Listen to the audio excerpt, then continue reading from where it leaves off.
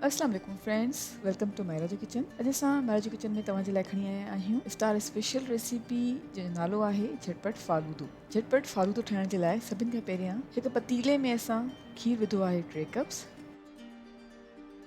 ज़ाफ़रान विझूं था हिकु चुटकी,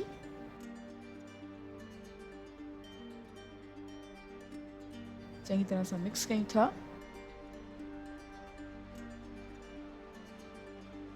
ऐं हाणे विझूं था नंढनि फोटनि जो पाउडर 1/4 टीस्पून ऐं लूणु विझूं था हिकु चुटकी। हिकु दफ़ो ॿीहर चङी तरह सां मिक्स कयूं था।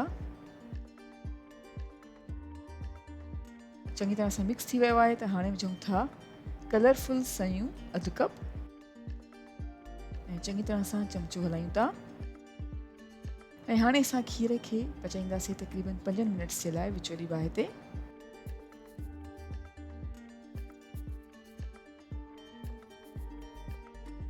जी फ्रेंड्स, असां तक़रीबन 5 मिनट्स जे लाइ खीर खे विचोली बाहि ते पचायो आहे। हाणे विझूं था खंडु 1/4 कप, चङी तरह सां मिक्स कयूं था। ऐं चङी तरह सां मिक्स करण खां पोइ हाणे मज़ीद 2 खां 3 मिनट्स जे लाइ विचोली बाहि ते खीर खे पचाईंदासीं। 2 खां 3 मिनट्स जे लाइ विचोली बाहि ते खीर खे पचायो आहे।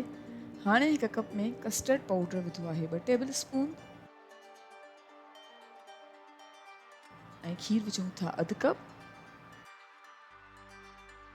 चङी तरह सां मिक्स कयूं था।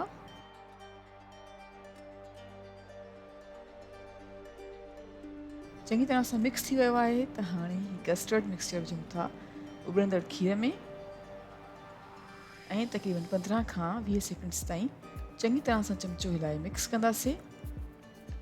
ऐं हाणे हिन कस्टर्ड मिल्क खे थधे थियण जे लाइ हिकु साइड ते रखी छॾियूं था। असां हिकु ग्लास खयो आहे जंहिंमें विझूं था थोरा बनाना जा स्लाइसिस, थोरा अंगूर विझूं था,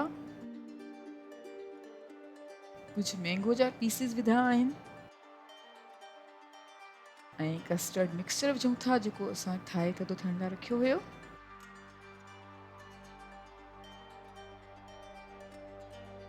साई जेली जा कुझु चंक्स विझूं था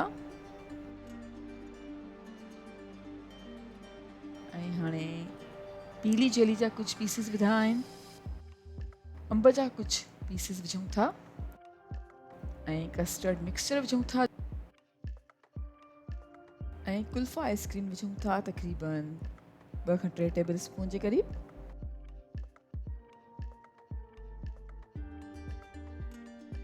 ऐं हाणे असां गार्निश कयूं था कुटियल पिस्तनि सां ऐं 1 टेबल स्पून ॻाढ़े शरबत सां।